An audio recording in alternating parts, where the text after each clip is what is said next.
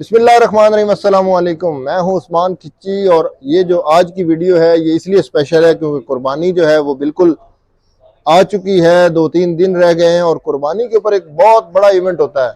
वो इवेंट है खल की कलेक्शन का, जो जानवरों के चमड़े होते हैं जिसको खल भी बोलते हैं। और अक्सर जो है ना वो खाल जो है वो बड़े बोर्ड लगे होते हैं मुख्तलिफ इदारों की तरफ से कि कुर्बानी की खालें जो हमें दें।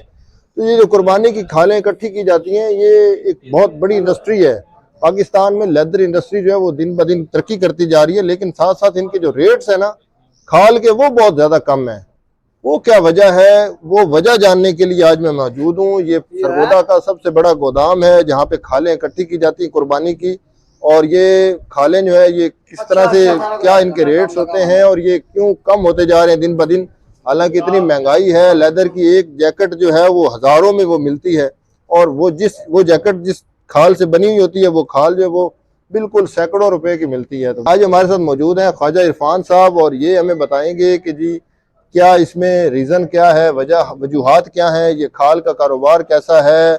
और अगर आप में से कोई भी दोस्त हमारा कलेक्शन करके इनके पास लेके आता है तो ये उसको कैसे डील करेंगे जी ख्वाजा साहब। बिस्मिल्लाहिर्रहमानिर्रहीम, अम्मा बाद फ़ाउज़ बिल्लाहि मिनश्शैतानिर्रजीम।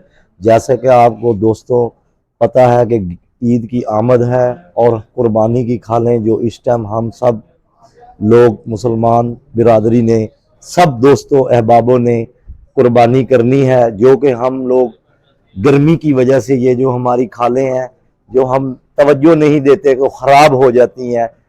सुबह आप जब कुर्बानी करते हैं तो आप अपनी खालें ठंडी जगह पर रखें और टाइम से, चाहे आपने किसी मदारिस को देनी है चाहे आपने खुद सेल करनी है, तो आप उनको टाइम से पहुंचाएं और छाँव में माल को रखा जाए ताकि ये टाइम पर आए। और नमक लगाना, ये मेरे दोस्त इमरान लियाकत साहब हैं जिनका ये गोदाम है माशाल्लाह। वो चमड़े का कारोबार नूरी गेट चमड़ा मंडी में इनका गोदाम है और मैं अपने दोस्त के पास इधर काम करता हूँ। ये वजूहत ये है कि इनके रेट इसलिए कम कि हमारी गवर्नमेंट की पॉलिसीज जो ऐसी हैं कि जिसकी वजह से हमारी एक्सपोर्ट में जो प्रॉब्लम आ रही है, जिसकी वजह से हम लोग ये माल जब हम बाहर की तरफ यूरोप की तरफ ये एक्सपोर्ट होता है हमें कोई इतनी ज़्यादा वो नहीं है उसकी रसाई के लिए, एक्सपोर्ट के लिए हमें वो जो तावन दरकार होता है वो नहीं है। इस वजह से हमारा ये काम, ये जो माल है अगर ये टाइम के ऊपर आप पहुंचाएंगे दरस को, दरस वाले अपने टाइम से माल को फरोख्त करके तय करेंगे तो ये जो होगा काम सही होगा। हमारे केमिकल्स जो बाहर एक्सपोर्ट से आते हैं वो महंगे हो गए हैं, काम में हर चीज़ महंगी है, मजदे के किराए ज़्यादा हैं, एक्सपेंसिव ज़्यादा है। लोकल सतह पर ये बिजनेस काफ़ी हद तक मुतासिर हो चुका है। ये लोग बेचारे एक खाल है 200 या 300 रुपए की लेकर उसके ऊपर 100 रुपए के ज़्यादा तो एक बकरे की खाल पर खर्चा आ जाता है और 4 से लेकर 500 रुपए बड़े चमड़े का जो खर्चा करके उसके बाद ये हम एक्सपोर्टरों को माल बेचते हैं जो को केमिकल उनको लगा कर तैयार करके एक्सपोर्ट, जब एक्सपोर्ट ही कम होगी तो ये रेट भी कम होंगे। और गर्मी में हमारे से जो हम लेट माल करते हैं वो ख़राब हो जाता है तो उसमें बिल्कुल ही उसका रेट कम। जब ये सर्दी आएगी तो आज से 5-6 साल बाद ये सनद में कुछ मज़ीद बेहतरी हो सकती है।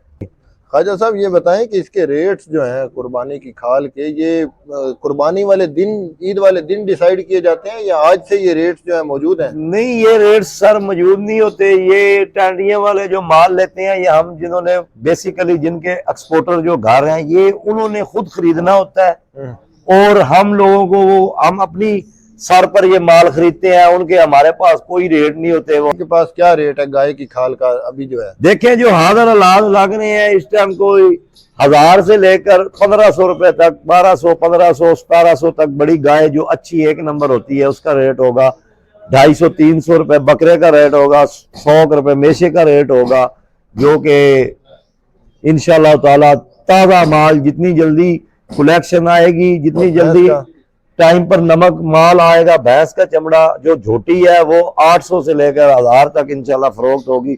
शायद ये रेट 150 रुपए ऊपर नीचे हो सकते हैं। अच्छी खाल किसको कहते हैं जिसमें टक जो है वो जिसमें कम कोई लगे। टक नहीं होगा, जिसको चिचड़ नहीं होगा, जिसको माता नहीं होगी, गर्दन जिसकी साफ होगी, उसकी छिलाई उन्होंने कसाई अच्छे कसाई ने की होगी, वो खाल बेहतरीन होगी। जो हमारे मोची हजरात और गलत जो तकबीर पर डालने वाले कुछ ऐसे अफराद भी आ जाते हैं जो कि खालों को असली कसाई जो आप कह सकते हैं कि रोजाना की बेस पर उनका काम नहीं, एक साल बाद आया।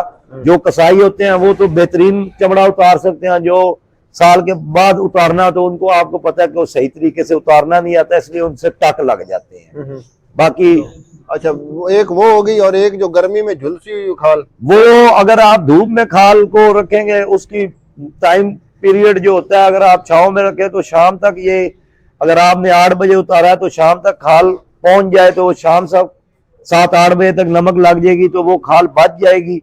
अगर वो 300 रुपए की, अगर वो खराब होगी तो उसका कोई पैसा नहीं होगा, वो वापस चाहे वो बड़ी होगी या छोटी होगी, वो गंद के अंदर ही फेंकी जानी है। इसी तरह मेशे की कीमत बहुत ज्यादा थी, अब क्योंकि गर्मी की वजह से ये ऊन होती है, इस वजह से ये खराब हो जाती है, तो इसका रेट नहीं है, ये 50 रुपए 100 रुपए में बिके। वो तो बिल्कुल फ्री में वहां से उठा वहां से फ्री भेड़ में, की खाल को मैं हमेशा कह रहे हैं ना, भेड़ मेशा की खाल फ्री होती है, क्योंकि वो गर्मी की वजह से इसके ऊपर 100 रुपए खर्चा है।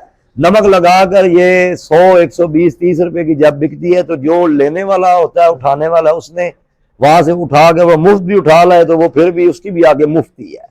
नहीं तो ये अगर बंदा जो वहां पे जिसने मसलन मदरसा में इकट्ठी हो रही है खाल या किसी भी हॉस्पिटल में इकट्ठी हो रही है, वहां पे अगर वो बंदे बिठा के और उनके ऊपर नमक लगाते रहे साथ साथ ही, तो वो क्या फिर वो सही सर ये रहेगा? काफी मदारस ऐसे हैं, काफी लोग हैं जो कि माल इकट्ठा करते हैं और वो अपना नमक लगवा के, जैसे आपको पता है जमातुल इस्लामी है और इस तरह दावत इस्लामी है, ये बड़ी बड़ी टहनियों के साथ इनका इलाक होता है और ये नमक लगवा कर देते हैं। तो अगर जो मदारस हैं वो अपनी कोशिश करें, अगर उनकी कलेक्शन अच्छी है, अगर वो अपना नमक लगवा सकते हैं, वो लगवा कर और शहर के मुख्तलिफ हिस्सों में जो बड़े बाहर बैठे हैं वो उनका अपना माल फरोख्त कर सकते हैं। अच्छा ये बताएं ख्वाजा साहब कि अगर खाले ज्यादा आए, मसलन एक बंदा है वो खाल लेके आया 100 खाल रक्षा लेके आया और एक बंदा साथ ही वो हुंडाई लेके आया, तो क्या हुंडाई वाले को ज्यादा की वजह से ज्यादा रेट लगेगा? नहीं, हाँ, कोई ऐसा इशू नहीं होता कि हुंडाई वाले को ज्यादा रेट लगता है और रक्षे वाले को कम लगता है, क्योंकि इन्होंने अपना 1 नंबर 2 नंबर 3 नंबर 4 नंबर जैसे इनकी कैटेगरियां होती हैं, एक कैटेगरी के हिसाब से ये माल होता है। किसी के चमड़े छोटे होते हैं, किसी के बड़े हैं, उसको इस हिसाब से माल के रेट मिलने हैं। लेकिन हमारे पास अगर हुंडाई वाला कसाई जो पक्का काम करने वाला होता है, उससे हम अपने हिसाब से परचेजिंग करते हैं, क्योंकि हमने उसमें अपनी 20-30 रुपए की रोजी रखनी होती है। ज्यादा आपकी खरीदारी खालों की सारा साल ही रहती है? ये हमारा 12 महीने का सर यही काम है। खाल जो है ये यहाँ पे नहीं पूरी होती, बाहर भेजनी पड़ती है? इतनी ये यहाँ से कच्चा माल टैनरियों में नमक ला के जाएगा, वहां वो लोग बड़े लोग अपनी उनकी टैनरी होती है वो तैयार करते हैं, तैयार करने के बाद वो फिनिश करते हैं, फिनिश करने के बाद वो लोग एक्सपोर्टर लोग एक्सपोर्ट करते हैं, वो लेदर फिर आगे भेज देते हैं, वो लेदर तैयार लेदर आगे दुनिया में। अगर हमारा कोई दोस्त कहता है इस दफा के जी हमारी वीडियो देख के जी मैं खुद अपना काम करता हूँ खाल का, कोई रक्षा लेके चल पड़ता है, तो क्या वो कर सकता है इसमें और वो कितने पैसे कमा लेता है? सर वो अगर अपना काम करना चाहे, जिसको ये काम नहीं आता, पहले तो मैं उसको ये मशवरा देना चाहूंगा कि वो ये काम ना करे, क्योंकि उसको तकलीफ होगी ये काम करके। उसमें उसको यही नहीं पता लगेगा कि 4 टक वाला रद्दी है, 1 टक वाला रद्दी, 1 टक वाला 1 नंबर में जाना है, उसको ये पता ही नहीं। जो काम नहीं करता उसको ये कोशिश करनी चाहिए कि वो ये काम ना करे। अच्छा, और जो बंदा ये काम समझता है वो करे और टाइम से माल ले, और टाइम पर माल, जो मदारस भी अपना माल टाइम पर फरोख्त करेंगे उनके पैसे ज्यादा मिलेंगे, उनके अच्छी कलेक्शन हो जाएगी और उनकी पेमेंट सही मिल जाएगी, बढ़ जाएगी। आपके गोदाम का पता क्या है और आपका फोन नंबर? हमारे गोदाम का पता है जी मियां Imran Liaqat and sons, Noori gate, Chamra Mandi, Sargodha. Number है 0360 12 606। अगर कोई दोस्त हमारा लेके आता है यहाँ कोई दोस्त आए उसके लिए खुली इजाजत है, वेलकम है, वो अपना माल लाकर हमें दिखा सकता है।